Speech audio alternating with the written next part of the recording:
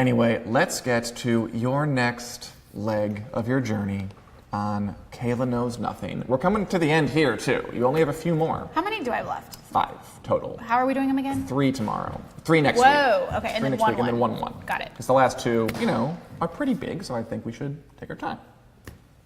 Deal.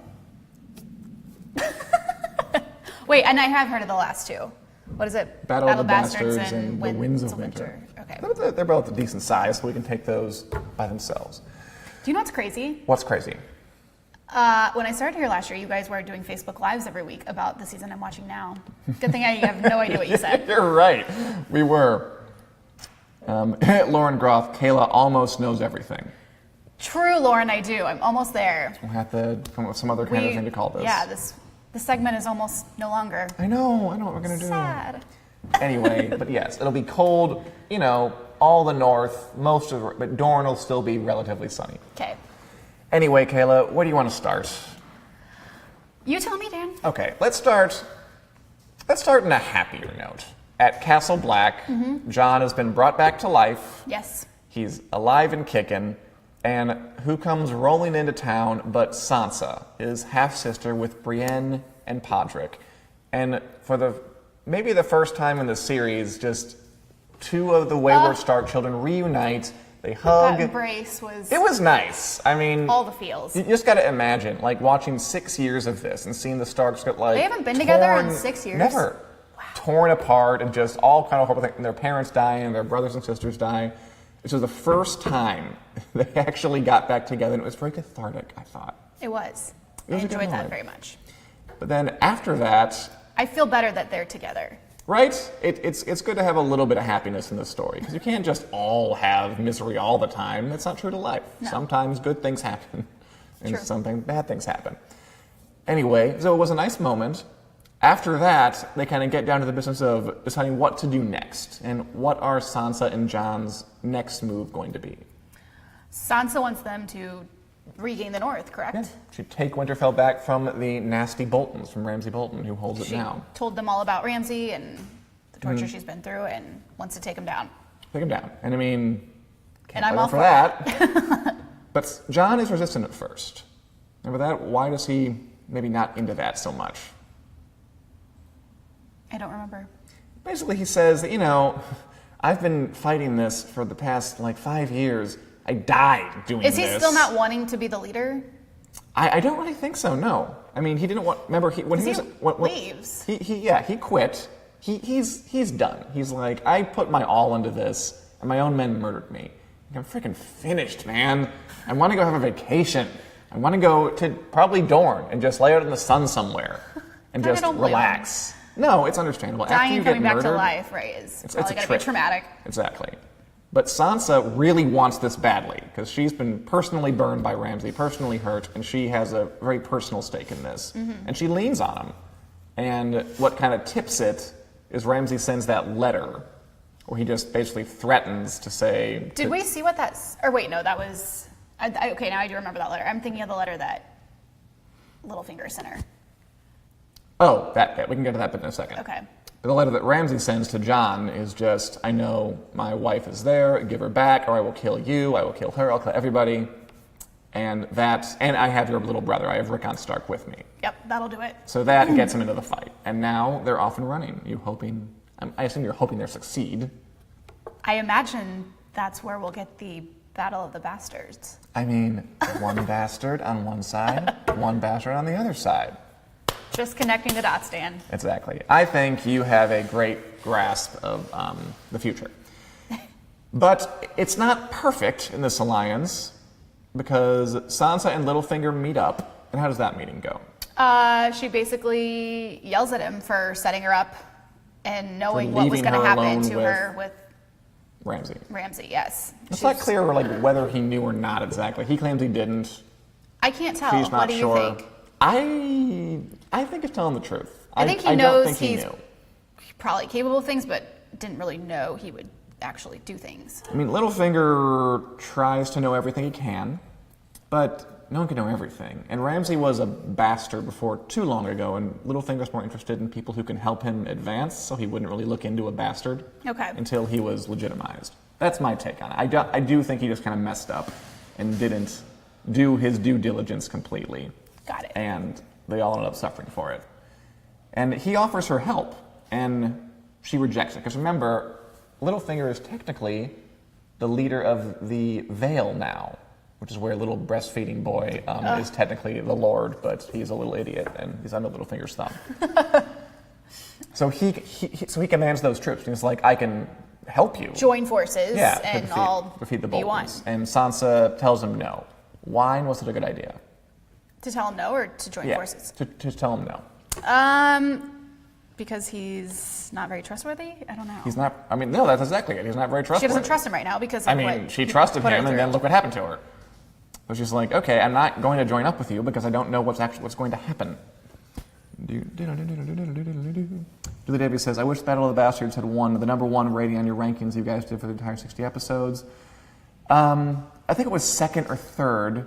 Sorry, Julie. It was very close. I think I put Winds of Winter on the top. It was a good episode. What can I say?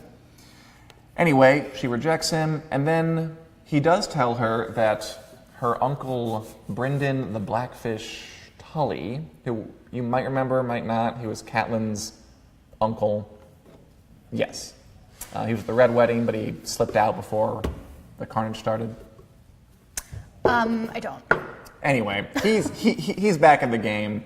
He's reformed an army. He's taken River Run, which is Catelyn's old Tully's seat. Okay. And Littlefinger's like, go send someone to him. He might help you. And she's like, thanks, leave. And she sends Brienne to him, but she doesn't tell Jon where she learned the information. Right. Why? And Brienne questions her on that. Yeah. Why isn't she being completely honest with Jon? Because she thinks he will reject it? I don't know. Possibly. That could be it. There's no wrong answer here. Have any idea why? Oh, because it's Catelyn's uncle? It's Catelyn's uncle, yeah. Well, and Jon's not really... Right. Jon has really no relation. No, it's true. I mean, keep in mind that... Catelyn didn't like Jon. She did not like Jon at all. And Sansa took after Catelyn. I mean, obviously they're happy to be back together. Mm-hmm. But, yeah, I think Sansa took after Catelyn a little bit. I also think Sansa is going to have trouble trusting pretty much anybody for a good long while. I mean, just think what she's been through between Cersei tossing her around. She should be more screwed up than she actually and is. Joffrey and Littlefinger pushing her aunt through a hole in front of her in the Vale, and then married to Ramsay. Girl's got issues, is basically. So she has some trust issues. I think she's, in the back of her head, she's thinking, I mean, I love my half-brother, but, I mean, if it goes south, maybe I could have Littlefinger in my back pocket, have an army there if I really need it, and kind of build my own support. So in case something does go wrong, she doesn't want to rely on anybody anymore. Okay, that makes sense. I don't blame her. No, I don't either. I think she has an interesting kind of emotional journey of this series, and especially in this particular season. But she's a lot harder than she used to be, which is sad but exciting. I like her. I like where she's at right now. Me too. I like her a lot. Anyway, we'll see. And then at the end of it, they all leave and head for Winterfell. That's their next stop. Okay. And moving on, what happened with Daenerys this couple episodes? She had some big ones too. So she over in Vice Dothrak, somewhere in here. She's basically being, I don't know, put into a cabal of temple ancient with ladies. Widows. Yeah. Where she's just like supposed to sit there forever and be miserable. Gosh, Colleen. And of course, that does not sit well with Daenerys. No, so she has stuff to do. like rural countries. Jorah and Dario right. come and meet with her. They find her at night. They find her, yeah. Talk with her, and she, I guess, has a plan of her own. So they hide back, and she goes into, don't know any of these words. Hut. The hut, okay. Oh, the hut. Nothing so Temple, special about it. I don't know. The temple, that'll work too. Temple, okay, to all the Dothraki high up Lords, leaders. Yeah. Leaders, yeah. Lords. The calls. The calls. The cauldron. And they basically just want to all take turns at her, and she is like, actually, no. Pushes fire on him. Whole place goes up in smoke. Everyone dies, and then she, of course, walks out naked. She has that superpower thing. She's impervious to fire. Yes. Full Targaryen Immune to business. fire. And then walks out. Everyone's standing out there, and they all bow down. down. I won't finish that song because it's not Because appropriate. it's copyright infringement. Also that. Yeah, so she was the prisoner of the Dothraki. She flips it. Now they're all bowing to her. So she kind of was the prisoner of an army, and now she's the leader of the army. In a nice little move. Again, yes. Okay, so there's she's a now lot been the more leader of of the them this Dothraki time. twice. I mean, remember the first time there were only like a couple of hundred folks stuck around to actually see her come out the first time. Okay. This Now is their everyone's seen city. Now they've all seen it. Now they're all on board. A lot more are going to follow her this time. Got it. So how did that strike you? That whole turn of events in that sequence? I wasn't surprised. She knows how to command a room. She does. She knows how to command a room. I think she has a good knack for speaking in made-up languages and just like being satisfying dramatically somehow in them. I asked you this week, I think, about the languages. I'm very confused by it. So it's a fake that language. It's a fake. That language does not exist. How do they talk so fluently? Like, that would be really hard to memorize those lines, right? It would, but What, can't you just make up what you're saying? You learn it. I would just, like, I can't There's believe a they guy. went to links to make up a fake language instead of just blabbering out words that don't mean anything.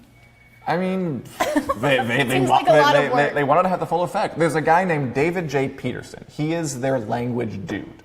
Like, he makes up all the languages for them. Okay. He's a professional fake language maker. I'm not kidding. What? It's called An conlanging. occupation. I know, right? Very unique. He was a linguist. Now he does this for a living. And he made up the grammar and the vocabulary for these languages. Okay. And I think what they do is like they write the lines in English, then they send it to him, and then he translates it into these fake languages. And then poor Amelia Clark has to learn how to say them in there. It'd be so hard. I fake wonder how words. many takes that takes. Probably a few, but if you want it badly enough, you learn the fake language and you rock through it. Can you speak any Dothraki? No, I cannot. Can you try? I can't. I mean, I don't know the vala Lashkachacha. blach. Kind of sounds like a combination of Yiddish and just ugly. Sounds like me clearing my throat every day. Exactly. Anyway, so she flips the tables on them, she gets a new army, and then in the next episode, there's a nice little reunion scene between her and Jorah. Yes. They're friends again. They are friends again, or at least, well, she sends him away again. Because he's got the scaly Got the stuff. grayscale. Got the scale. Got the Westerosi cancer. And, She tells him to go find a cure and come back. right? Which is a much better terms. So they part, but they part on much better terms. Are you happy with turn events? I am. I've wanted them to be friends again for a long time. Me too. So Ever it's since nice they were that frenemies. they kind of buried the hatchet. Like, where how that's many concerned. times does this guy have to rescue her? Right. After the first time, I'd be like, come back to me.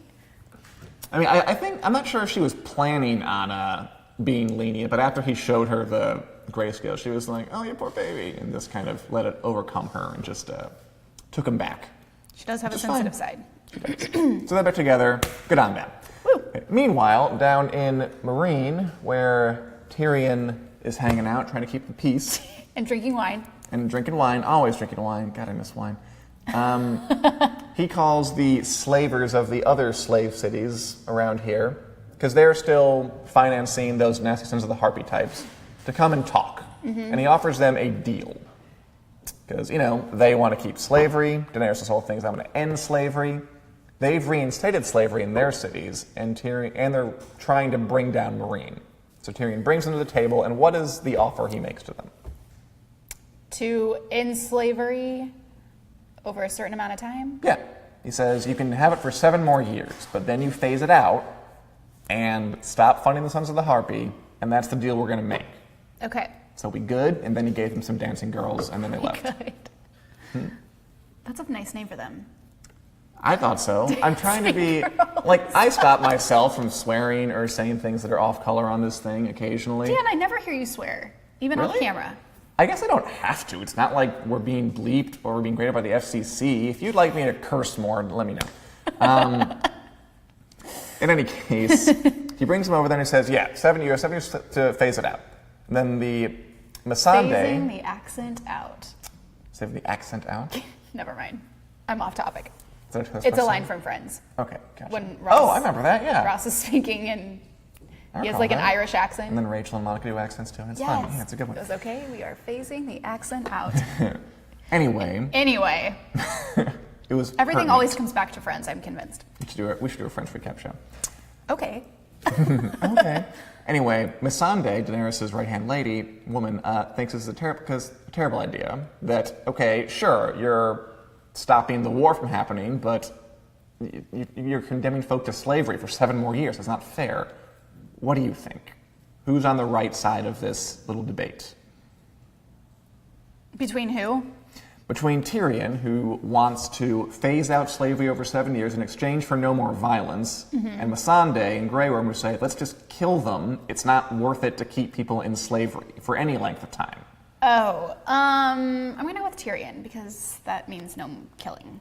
Right. I mean, I think both. What I liked about that scene is that I thought they both had valid points. I don't think it kind of forced one down your throat or the other, which I liked. And I like that he's taking their advice, or just like asking them. Yeah, he did ask them. I mean, he didn't not really necessarily take their taking advice. it, right? If he took it, he wouldn't do that.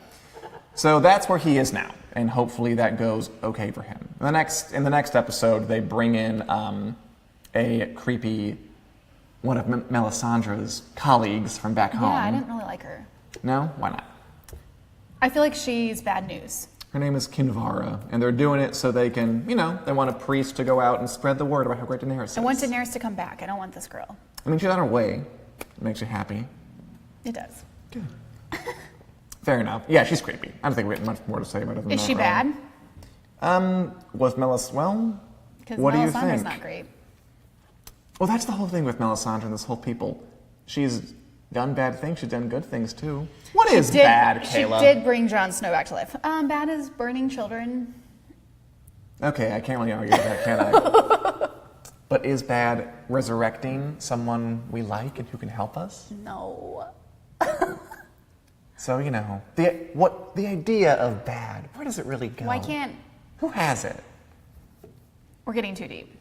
Oh, no, we're not. We can go much deeper than that. Okay. But the point is, she's ambiguous. Like Melisandre, she's ambiguous and it's hard to get a read on her. She seems a little creepy, though. I'll give you that. Yes, a little... But Melisandre did, too.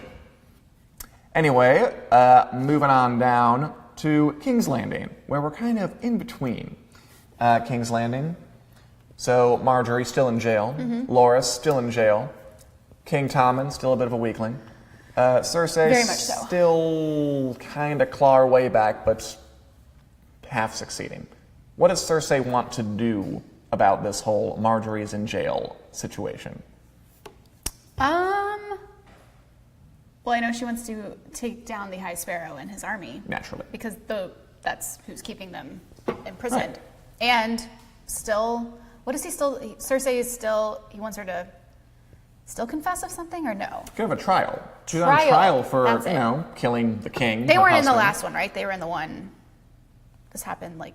They were in both. Oh, yeah, they're in the first one we watched. Okay, They yes. weren't in this most recent one. I watched that one last week. I remember, I saw you.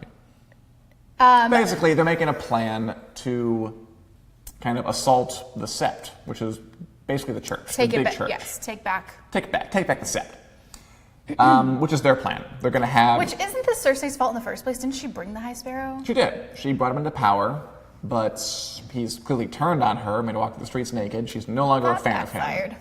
Oh, it backfired in a huge way. I mean, yeah, it's all her fault, but it doesn't mean that she... I mean, what? She I have was no doubts humiliated. that she will take back King's Landing. Good. Marjorie had a conversation with the High Sparrow and with her brother. What should Marjorie do about the situation? Brother's not in good shape. He's in bad shape, yeah. He's rough. She seems to be holding up okay. She's tough. She can handle it, I feel like. Right. He tells her that they need to just give up and just, what did he say? Let them win. Right. I don't know what's going to happen. I hope... Well, because isn't her grandma helping Cersei and trying to take down the High they're working Sparrow? together. It's going to be the grandma's army that does it, because King Tommen forbid the Lannister army from intervening, because he's afraid the High Sparrow will kill his wife. Okay. But their idea is, well, he didn't say anything about your army, so let's just send them in. Yeah, I hope they get to Getting and get them out of prison. Fair enough. I think you should pay attention to the idea of letting them win. We talk about it more, but Marjorie might think about that. Like, Letting the High Sparrow in? a clever girl like Marjorie might do something with that. As in, maybe I could just pretend to convert or something to kind of get in good with him and then start manipulating from the inside. Seems she's like crafty. she can manipulate, yes. So we'll pick up with that later, though, because it was kind of set up this time. She's... Moving on to the Iron Islands. We haven't been for a long time.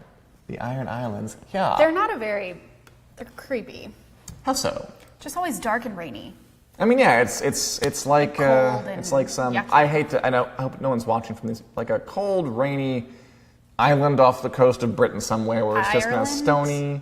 We shouldn't say it. What if someone's in Ireland watching? I love Ireland. It's a beautiful country. I've never been. But I isn't it hope kind so. of just cold and rainy a lot? Yeah, it is. London? It's cold and rainy and just unpleasant. What happens there this week? Theon and Yara reunite. They do. And at Which is first nice. she's not too into it, and then I feel like she is the more Theon says, the more she feels sorry for him, and they're back, and I like that. And he's supportive of her taking over. Mm-hmm. He backs her. Because their dad's dead. Yes. And Killed there's going by to be their an uncle? election. Killed by their uncle, yes. Uncle Euron. Keep that in your head. He'll be important later, probably. I don't like him already. No, I mean, of course not. It's an unpleasant man. So everyone's gathered there, and she's kind of like making her Little speech about spiel, this is yeah. why I should rule, and he backs her, and then comes the uncle. Mm-hmm. He's like, actually, it should be me. And this was weird. So everyone votes for him, I guess, pretty much. It looks like. They guys going to yell their names, and apparently that's good enough in this system. And so then they wash him anew or something and take him in the ocean. And It's what like was that? it's a like a knighting. Oh boy, I can talk about the weird religions of Westeros. They worship a thing called the Drowned God, which is Pass. pass. Hard pass. And very hard pass.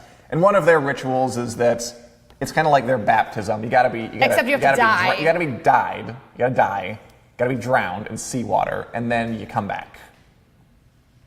It's rough. Heck no. It's a rough way. I'm going to swear for a second. Why not? In the fan community, they're known as the Dicks from Asshole Island is their name. Because they're all just mean and gruff and hard, and nobody likes them. Yes, the Drowned God is working that way. But like Yeah, the West I would Coast, never want a leadership position that bad to be drowned and die Exactly. and come back. Diane Caroline Cole said, like the West Coast of Scotland, it's always raining. Scotland! That's what I was thinking of. So there we go. Exactly. And we're not going to sell anybody there. So he takes over, but Yara and Theon at least get away. They do. They take Steal the everyone with ships. them. They Yes. take a bunch of folk with them. A fleet. Yeah, they steal a bunch of ships. And the uncle's not happy about that. No, but he's going to build 1,000 ships. And Okay, he's like, everyone go cut down trees. We're building 1,000 ships. Like, that's I know, easy. right? Sure, just get on that. Like, wouldn't that take years? Probably, I don't know. That was also at the time it was going around like cut down the trees, and like there's a zoom out like your island has no trees, just like because there really aren't any on there. Good point. So I don't know how he's going to manage that. He'll pull through somehow. What's his plan? I don't know. Does he want to go back after Theon and Yara? Well, he does, but the reason he won Isn't the election. everyone's plan is to like take over everything? Yes, but he wants to go to Daenerys. He wants to marry her. Is what he said. Oh. He said, I'm going to build this giant fleet. I'm going to sail to the Dragon Queen, say, here you go, let's marry, and let's take over Westeros together, because you have dragons, and I'd like those. That's what he's thinking. Gotcha. Do you think he has a chance in hell with that? No. More cursing. All right. You're getting blue. Tally it up. Tally it up. So we'll see how that goes. We're not even drinking today. We have to do something to balance it out. Let's stop by Winterfell really quick. I know it's unpleasant, but the one thing that happened was that Ramsay kills Osha. I was very upset about that. You were. You got another gasp out of me. You did. I mean, I'm not sure what Liked really her, we can and say. she was taking care of Rickon. She was. She was loyal to I the thought end, though. for a second she was going to stab him. Right? She got very close. She got really, really close. He always knows. I mean, well, he said that, Theon told me everything. He told me that you snuck into his bedroom and tricked him and seduced him and then made off with the kids. So, he knows that. what her... And she was trying to pull the exact same thing on him, basically. Only he knew it was coming. So R.I.P. Osha. You'll be missed. Sad. That's why you couldn't last longer. And I hope Ramsay gets his comeuppance. Finally, last two things. In Bravos, Arya takes a bit of a turn. She's back in the club. She's back in the murder death club. She's taking a beating by this other chick. Her name is the Waif. She's terrifying. She is. You know what I like about this You know show? what? I'm really impressed by these scenes, actually. Me too. Like, how did they make, it looks like they're actually doing it. Right? I mean, okay. Are they? I'm sure there are stunt people. I'm sure. You know, I know that Maisie Williams, who plays Arya, is like a dancer, and she's into the physical stuff, so I'm sure she can throw her body around and make it convincing. I mean, I'm going to sound sexist a little bit. It impresses me that they make a fight between two, like, 5'2" girls feel so rough and, like, painful, you know? Girl power, Dan. I hope it didn't come off as too awful, but No, I totally understand what but I you're saying. mean, like like I feel it. Like I'm with you. I watch it. Like, It looks like, very painful. real. Like, what makes me want to take martial arts? There you go.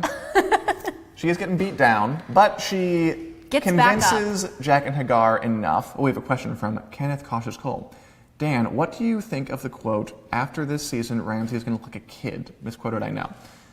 The guy who plays Euron, the uncle, the evil uncle, said in an interview that Euron in season 7 will make Ramsay Bolton look like a kid. So he's going to be the new, big, evil, torturous, murderous guy. Good, I hope he kills Ramsay. We all do. So, wait, Ramsay's not dead? I can't tell you. Come on. No one tell Kayla if Ramsay is dead. I was hoping he would die in Battle of the Bastards. Maybe he will, maybe he won't. Maybe he'll be in the Iron Throne at the end. We can't say. Come on, Kayla, give us a break. Anyway, I think he'll get up to some nasty business, Euron Greyjoy in season 7. I find it hard to believe he'll top Ramsay, because he's not going to be around as much. I'd be impressed if it happened. I'm hoping it does. Why not? Give us as much as we can handle. It'll make it a fun watch. Anyway, I mean, you can always look it up, but you shouldn't.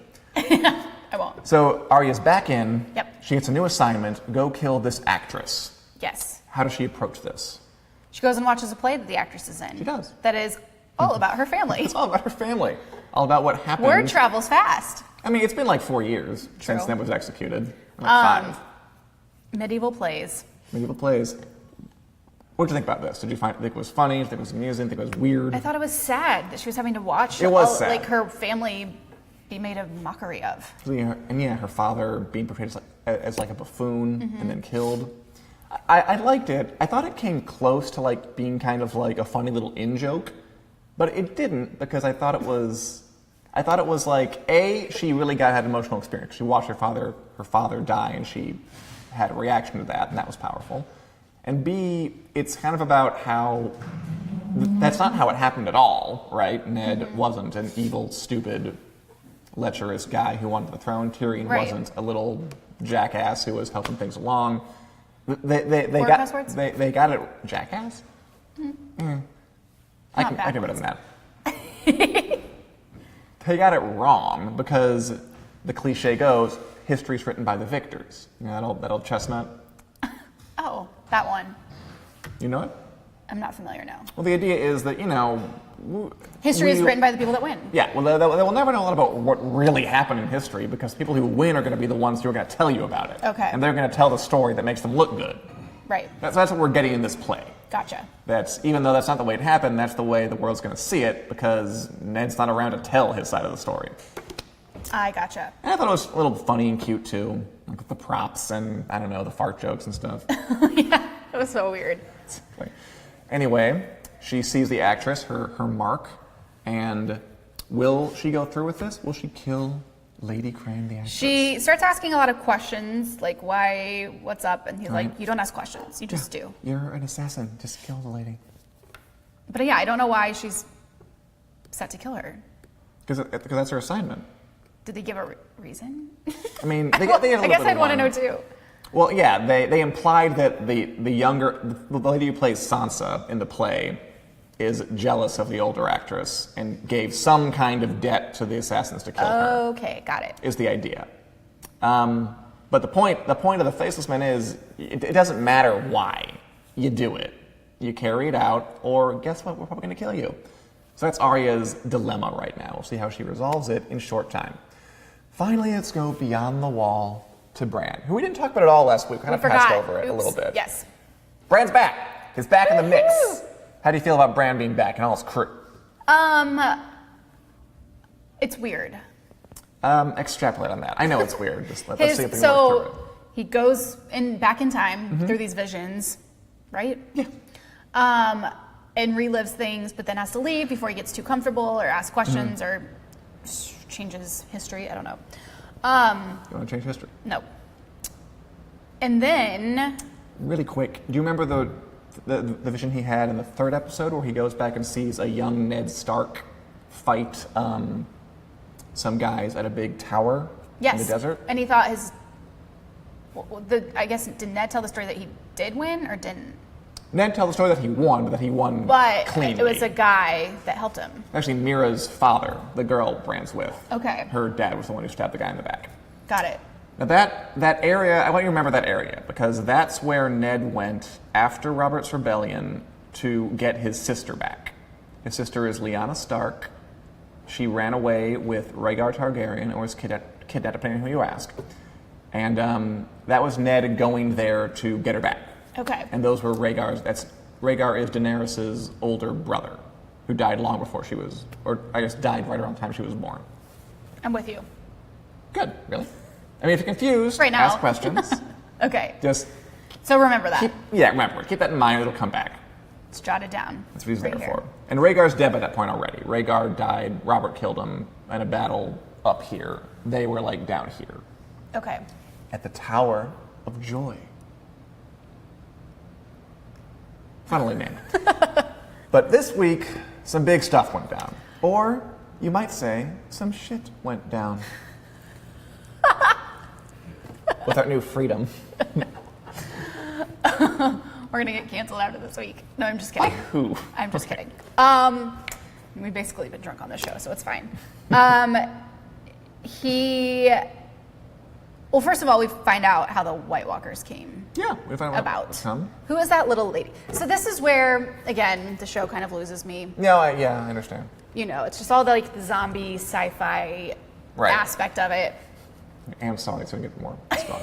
well, this episode was the strongest we'll have for a while, but this was very zombie-like. The climax was definitely all about these people. The children of the forest are those little kind of elf creatures. Which is funny because she actually reminded me of the elf from the Santa Claus. I never saw it, but I can see it. With scary eyes. And yeah, they were kind of the first people in Westeros. Mm-hmm. They were the first ones here. Human beings, men, migrated from Essos, and they went to war. This is long ago. And they made the White Walkers in an attempt to fight them back. Yes. And then thousands of years later, that's coming back to bite them in the ass. Again, just wow, how much fun. Is the basic story of how the White Walkers were made. So they were men at first, the White Walkers, and now they're being transformed into creatures of icy malevolence by the children of the forest's magics. So it's their fault. It's their fault. I mean, it's human beings' fault too. They were fighting them. They were killing the little tiny elf people. Yeah. Because they were new to the area at the time. And there was a war. Okay, so... Which is all a big kind of analog for the way kind of ancient man is theorized to have colonized different parts of the world by crossing ice bridges and wiping out the wildlife there. Okay. The theory that, that people from what used to be what is now Russia, kind of came over at an ice bridge where Alaska is now, and that's how they came to America. Yeah. Okay. Think that. Got it. But I have questions.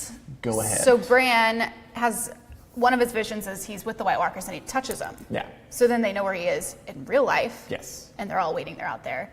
Bad news. Has another vision where he goes back to seeing Hodor as a kid. Mm-hmm. And this is where... This stuff is deep, so we got to talk about it. You lost me. So he basically has a seizure, yes? Or something? Young Hodor does. Yes, young Hodor does. In the past, in Winterfell past. But we saw young Ned Stark and like really young Ned Stark and young Benjen Stark. But Hodor, what's happening in real life is happening in the past. Right. And I don't get that. I mean, what I liked about this sequence is that it kind Hold of the door made... turns into Hold the door. Hodor. Yes. It kind of made... Like, I don't love the sci-fi stuff when it gets too convoluted. It kind of made, like, a basic sense that I understood it in a holistic way, but it's hard to kind of parse, is my take on it. But so Bran can travel, he can go back in time and kind of see things, is what he can we agree on that? Yes. Okay. Yes. So That's can what the is Three-Eyed happening. Raven. But there's an implication that Bran can do a little more, like when he calls out his dad's name and his dad's like, Oh yeah, he's like looking around. right? He's like, maybe it was the wind, man. So maybe he can affect things too. So he goes back into the past. He sees young Hodor, whose actual name is Willis. Willis, right? That's cute. That's nice, like Wyils. Of course, because they don't spell Hanging anything out. normal. Exactly. I mean, it's medieval times, Kayla. They don't spell things normal. It's fake medieval times. So in the present, the White Walkers are at the door. The Whites are at the door. They're pounding. They get in. They want to kill everybody. They want to kill Bran. They want to kill Mira. They want to kill Hodor. They want to kill the Three-Eyed Raven especially. And Bran is kind of in the past, but he's possessing young Hodor in the past. Remember, he's possessed old Hodor before, right? Yes. And he's used him to like walk around and tromp and like be on 2 feet again. Become violent. Because they need him. Because Hodor naturally is pretty like shy and doesn't like violence. So Bran needs to possess him to like go at these zombies and fight them. Right. Which he does, and also drag Bran around. I mean, because Bran is paraplegic and he can't move. So Bran in the past possesses past Hodor, and through that possesses future or current Hodor, and then controls current Hodor by, doing what Hodor does, making him move, fight zombies, and transport Bran on his little rickshaw.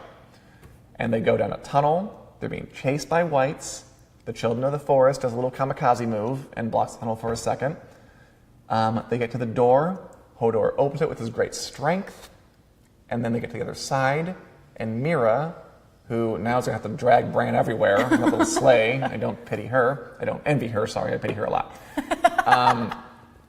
Goes off, and Hodor is holding the door against the Whites. The Whites and the White Walkers who are trying to get out and trying to get to Bran. And Mira yells back, hold the door, hold the door. And because there's this connection that Bran is making between past Hodor and current Hodor, who is literally holding the door and being yelled at to hold the door, it kind of reverberates back through time. It shorts a circuit in young Hodor's brain. He starts seizuring out, repeating what he's hearing. So this young Hodor is technically getting a vision of his own death at this time. Like this young Hodor in the courtyard. He's seen forward, and he doesn't know it, he doesn't realize what's happening, but he's seen his own death. He's someone saying, hold the door, and it just kind of, freaks out his head a bit, shorts the circuit, he starts yelling it, and then because the mysteries of how magic time travel affects the brain aren't really well understood by medieval scientists, or any scientists. Or me. It reduces his vocabulary to one word. And Wow. that's where he lives the rest of his life. Okay. And the question is, current Hodor may have snapped back. This may have been the point where it all, in one time he dies, and the other time he's born. Get it? No. Kind Did of. that clarify anything? I don't know. I'll have to let that marinate. Look, it's definitely a little wibbly wobbly, metaphysical, ooey gooey, whatever you want to call it. It's sci-fi, baby. This kind of stuff just kind of. Just a lot to process. It's a lot to process. Maybe next week I'll be there. I mean, it's definitely the twistiest they've gotten with the sci-fi. I liked it. I thought it was effective because, like I said, I kind of understood it just watching it, and I didn't have to parse it to get it. But clearly, not everyone has that reaction. Right. I didn't know how the current situation was affecting the past. Right. And I think it was because of the connection Bran forged, him being exceptional, being able to be in the past and possessing current Hodor at the same time, through past Hodor. I wish I had a diagram I could draw. Whoa, time travel is just trippy. It's a head trip. But, you know, we'll have to live with that. Okay, basically, let's put it like this. Bran turned Hodor into a duosyllabic idiot. Because it's Bran's fault, right? I mean, Bran was the one who went into a vision alone and got touched by the Night King. He's the one who alerted him to where he was. Mm-hmm. They all came there, they all did it. And then Bran went back in time, possessed current Hodor through past Hodor, which fed back and messed up young Hodor's brain. So it's all Bran's fault. It's all Bran's fault. Okay. How does Bran deal with that going forward? And we can assume that Hodor is dead. Oh yeah, he's being ripped apart by whites. He might come back as a zombie, but that'd be unpleasant. Oh no. And that'd be rough. Okay, well hopefully it hasn't happened. It hasn't happened yet. 3 episodes next week. Yes. We can do it. We can do it. Of course we can do it. Almost there. 3 episodes, and then we in the home stretch. Okay. How are we doing? We're doing good. What I want is for you to turn to me and say, like, Dan, I get exactly what happened.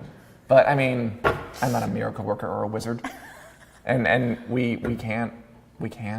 It'll probably click for me, like, later on tonight. I mean, it might be just unclickable. I mean, those are some things just are.